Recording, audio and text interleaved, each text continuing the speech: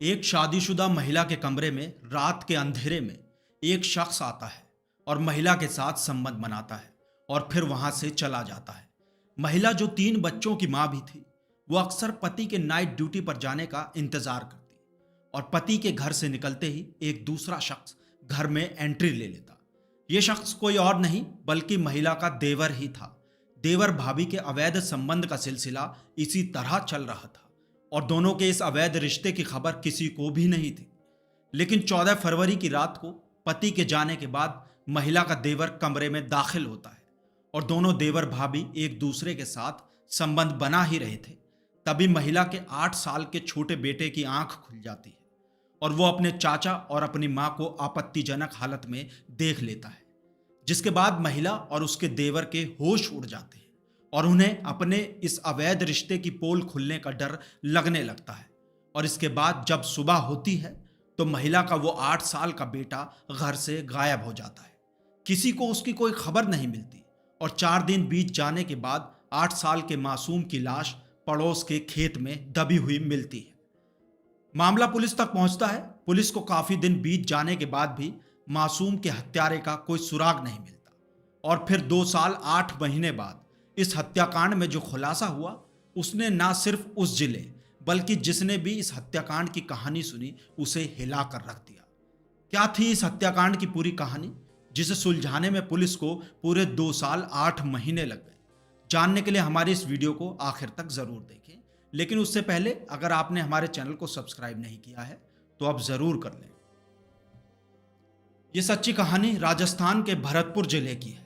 15 फरवरी 2021 को ज्ञान सिंह ने रूपवास थाने में अपने 8 साल के बेटे की गुमशुदगी की रिपोर्ट दर्ज कराई थी। ज्ञान सिंह ने पुलिस को बताया कि वो एक पेट्रोल पंप पर नौकरी करता है और नाइट ड्यूटी होने की वजह से वो शाम के समय घर से निकल गया था। अगली सुबह जब घर लौटा तो मालूम चला कि सबसे छोटा बेटा गोलू घर से गायब है। अपने स्तर पर तलाश की, आस पड़ोस के लोगों से भी पूछा, मगर बेटे का कहीं भी कोई पता नहीं चला। ज्ञान सिंह की बात सुनकर पुलिस ने गोलू की गुमशुदगी की रिपोर्ट दर्ज कर ली। पुलिस ने भी गोलू को काफी तलाश किया, लेकिन उसका कहीं कोई पता नहीं चल पा रहा था। इस दौरान डॉग स्क्वाड टीम को भी काम पर लगाया गया।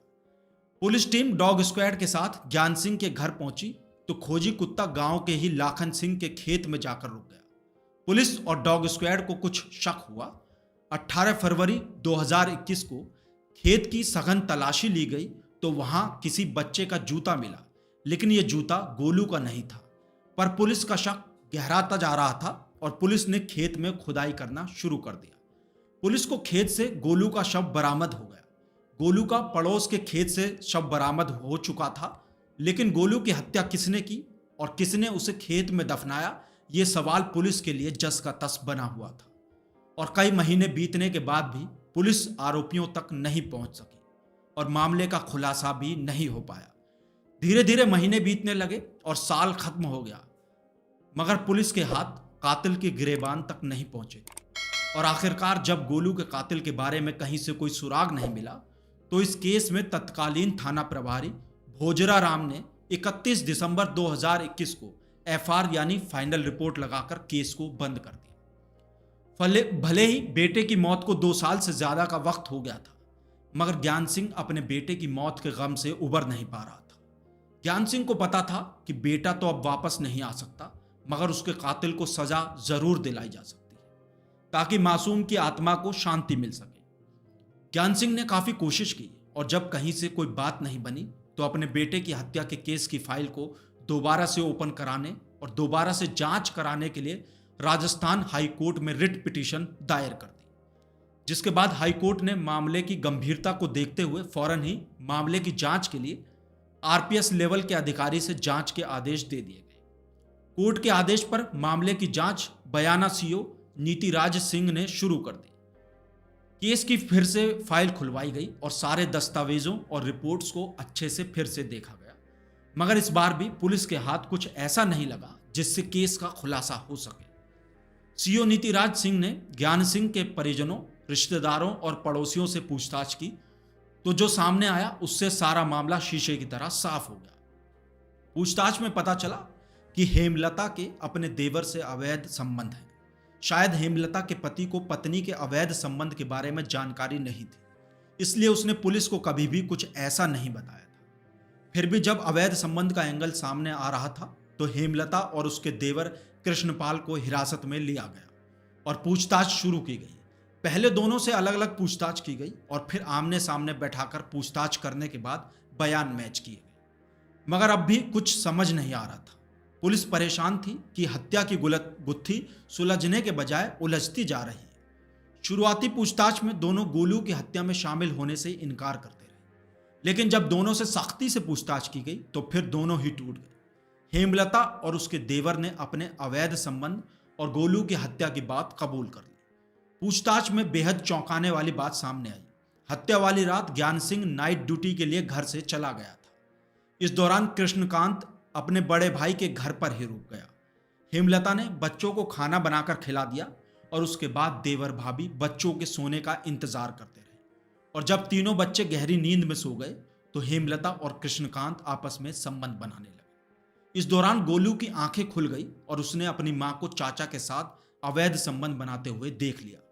हेमलता को डर सताने लगा था कि वो अपने पिता को इस बारे में बता देगा, इसलिए उसने प्रेमी को गोलू की हत्या के लिए इशारा किया, जिसके बाद दोनों ने मिलकर मोबाइल के चार्जर के तार से गोलू का गला घोंटकर उसकी हत्या कर दी। पास में सो रहे गोलू के भाई बहनों को इस बात का पता तक नहीं चल पाया। हत्या के बाद देवर भाभी ने रात में ही शव को गड्ढा खोदकर घर के पास के ही खेत में दफना दिया था और रात को वापस आकर घर पर आकर सो गए। अगली सुबह जब ज्ञान सिंह ड्यूटी से वापस घर लौटा तो दोनों ने गोलू के गायब होने की बात कही और देवर भाभी पूरे गांव में गोलू को तलाशने का नाटक करते रहे। और एक मां ने अपने बेटे की हत्या की बात 2 साल से ज्यादा समय तक इस तरह छुपा कर रखी। फिलहाल दोनों के जुर्म कबूल करने के बाद पुलिस ने इन दोनों को गिरफ्तार कर लिया है और इस मामले में और सबूत जुटाने में लगी हुई है।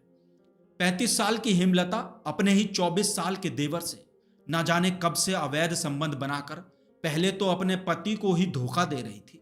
भोला भाला ज्ञान सिंह कभी भी अपनी पत्नी और अपने भाई के इस घिनौने कृत्य को नहीं जान पाया, मगर उसके 8 साल के बेटे ने जब ये सब देखा तो अपने ही हाथों से इस कलयुगी मां ने उस बेटे का बेरहमी से गला घोंटकर उसे मार डाला, जिसे इसने 9 महीने अपनी कोख में रखकर जन्म दिया था। अब हेमलता और उसके प्रेमी की जिंदगी सलाखों के पीछे कटेगी और जेल में सजा काटते हुए उसे एक ना एक दिन अपने किए पर पछतावा जरूर होगा। आपकी इस पर क्या राय है? आप हमें कमेंट करके जरूर बताएं और आगे भी क्राइम की ऐसी सच्ची कहानियों के लिए हमारे चैनल खबर की खबर को सब्सक्राइब कर लें और हाँ, दोस्तों के साथ शेयर करना बिल्कुल ना भूलें।